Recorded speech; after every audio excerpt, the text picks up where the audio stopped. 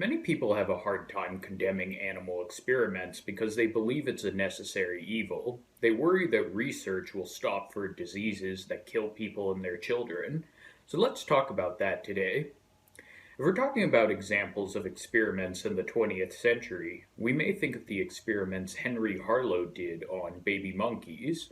Behaviorist psychology from back then thought that showing affection to young babies was harmful and that love between children and their parents was really just a side effect of the feeding process. Henry Harlow sought to demonstrate the opposite by taking baby monkeys away from their parents and giving them fake parents, a wire metal mother which gave them food, and a cloth mother which provided them with comfort. Though they still went to the wire mother for food, they preferred the cloth mother. John Bowlby was able to demonstrate the exact same information several years before without harming anybody. He did research by taking notes on institutionalized orphans from the war. His findings showed unequivocally that merely feeding a child without showing them affection was harmful. Later, Harlow did other experiments to induce psychopathology in monkeys, first by providing them with fake metal mothers. These lowered to freezing cold temperatures, shook violently, or had spikes. Then he started using real mothers. He made these mothers antisocial by raising them in isolation. They couldn't mate normally, so they were tied to rape racks. When they gave birth, they abused their children, even smashing their skulls on the ground and smearing the remains. Other experiments during this time was done by the military, testing the effects of nerve gas on monkeys. These monkeys were taught how to pilot a fake plane after months of conditioning and electric shocks. Other experiments were done on dogs to induce learned helplessness. This is when you shock an animal and make it impossible to escape. You do this several times, then you shock the animal again and make it possible to escape, but the animal does nothing. We continue to do learned helplessness experiments to this very day. We also drip corrosive materials into rabbits' eyes. We take other animals and shock them or force them to navigate mazes and press levers. Other animals are left in hot temperatures to observe the effects of heat stroke and to see how long it takes for them to die. We test the toxicity of items by forcing animals to eat things which are poisonous or inedible. We observe the effects and see how long it takes to kill them. We drip makeup, nail polish, floor cleaner, etc. into their eyes.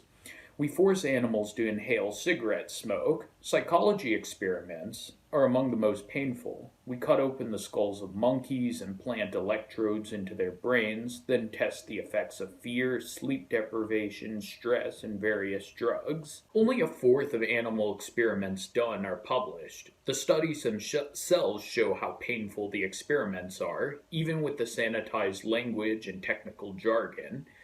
Animal experiments are mostly a tradition passed down to generations of scientists. Even scientists who didn't particularly care for doing them had to do it for their PhDs.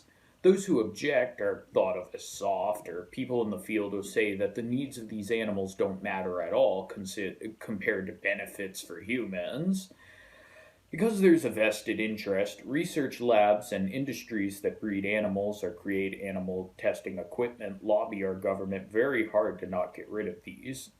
Animals are separated from their parents and scream while being captured in the wild. This isn't said to criticize science itself or to say that we shouldn't trust experts. Rather, every field is run by humans who may have irrational or less than scientific motives. Animal experiments are often bizarre, with results that are inconclusive, obvious, or unable to be translated in a way to help humans. A lot of animal experiments are done to satisfy mere curiosity. Science done to merely satisfy curiosity is good, but you need to make sure that the experiments you do aren't harming anybody. Other experiments are mandated by the government but aren't beneficial to humans anymore, and we only do them because no one has bothered to change the laws. For example, we've known for a long time that lye, ammonia, and oven cleaners are corrosive, but we didn't repeal the laws requiring scientists to drip these into the eyes of rabbits until 1983. We also repeat old experiments because existing information isn't easily accessible. If old files could be computerized, they'd be easier to access. Toxicology experts consider it common sense that information about poison doesn't translate well between humans and other species. We are similar to other species in a lot of ways, but we still have different bodies and differences in our nervous systems. Even creatures that are the most like us, such as chimps, have very important differences. Lots of animal experiments are done for products that are nice to have but not needed for survival, such as cosmetics and makeups. But there are already thousands of these products. We would just have to release less new ones, or we would have to use ingredients that we already know are not poisonous. In other experiments, animals are forced to inhale cigarette smoke. Lung cancer needs a cure too, but is it right to force a less intelligent animal to inhale smoke until they develop cancer, when those of us who might choose to smoke do so knowing the risks? For other types of cancer, experiments on animals have yielded no useful results. Potential cures for humans end up not showing results when they're tested in animals, or things that work on animals don't work on humans. Robert Gallo, the first American to isolate the HIV/AIDS virus, said a potential vaccine by French researcher Daniel Zagari was more effective in stimulating antibodies in humans than in other animals. There has been no shortage of volunteers for study. We would only have to make sure volunteers understand what they're doing and that there's no pressure or coercion to participate.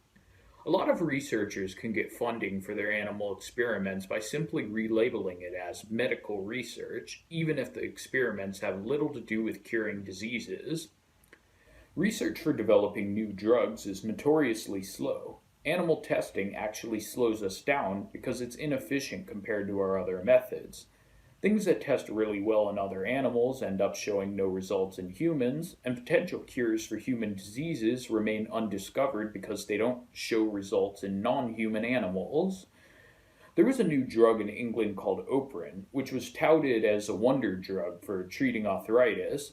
It passed all of the typical animal tests, but had to be pulled off of shelves because there were 3,500 adverse reactions and 61 deaths. The most notorious example of a drug which caused unexpected harm was thalidomide. It was tested heavily in animals. Even after it was suspected to cause deformities in humans, tests done on dogs, cats, rats, monkeys, hamsters, and chickens all failed to cause deformities. Deformities didn't show up until it was tested on a very specific strain of rabbit. Animal experiments are paid for with taxpayer dollars. Not only are they needlessly cruel, but wasteful, and they don't produce useful results. These include experiments where animals are forced to ingest drugs like cocaine. When talking about whether an experiment is ethical, we should consider whether something is an emergency or just a matter of convenience. Do we just get some benefits, or are we actually averting something bad? There may be a hypothetical emergency where we have no other options and hundreds of thousands are going to die unless we start bending our codes of conduct. But you should think really carefully about the other lines that you're ready to cross.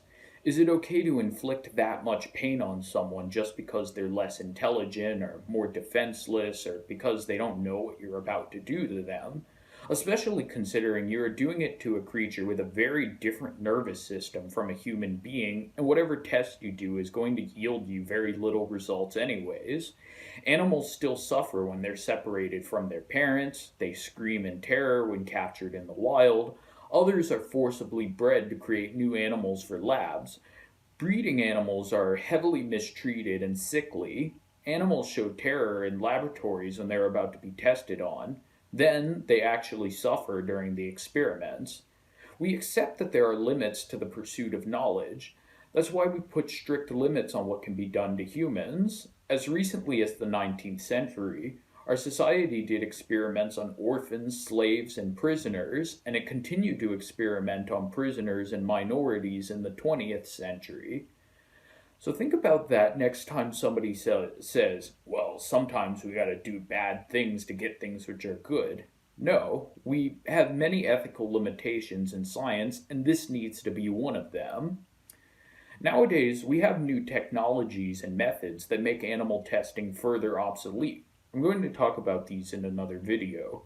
We can study human volunteers. They have to fully understand what they're doing and consent without pressure or coercion. For diseases, we can study humans who already have them. Remember that Henry Harlow was studying love between parents and their children by torturing baby monkeys, while John Bowlby got the exact same information several years before by studying children who were orphaned from the war. There are some fields of science that may have legitimately been slowed down in the past without using animals. Even nowadays, there might be some fields of science which could be slowed, but people are innovative, and necessity is the mother of invention. Who knows what methods we might have discovered for gaining knowledge if we hadn't had such backwards attitudes towards animals in the first place? Examples of such attitudes involve philosophers like Descartes, who identified as a mechanist, which is the belief that non human animals are all just soulless machines, and when a dog squeals in pain, it's just like the squeaking of a machine. He was so convinced of this that when his wife disagreed with him, he nailed her dog to a piece of wood, and this set a bad tone for animal experiments later, which used to be done openly on the streets. Anyways, that tangent aside, nowadays we have a lot of new technologies that allows us to get information easier than we were able to get in the past. Companies may want to make the switch away from animal experiments on their own just because other methods, including new technologies, are more efficient and cost effective. But we also have to consider that legislators often ignore protests against animal experiments because they're overly influenced by medical, science, and veterinary groups. Since they don't have time to gain expertise in these fields themselves, they listen to the opinions of experts, but these groups have a vested interest in keeping these experiments funded, and their advice here is unreliable because the question being posed to them isn't a scientific question, but a moral one. Such groups lobby heavily in favor of animal experiments. Companies that capture or breed and sell animals, or companies that create devices to experiment on them, also lobby heavily. So there are multiple forces at work. So there are multiple forces working against each other. Next time, I want to talk about ethics committees, how to actually achieve change in a society dead set against ending animal experiments, and how we have achieved the changes we currently have. Anyways, that's all for now. Have a good day, everybody.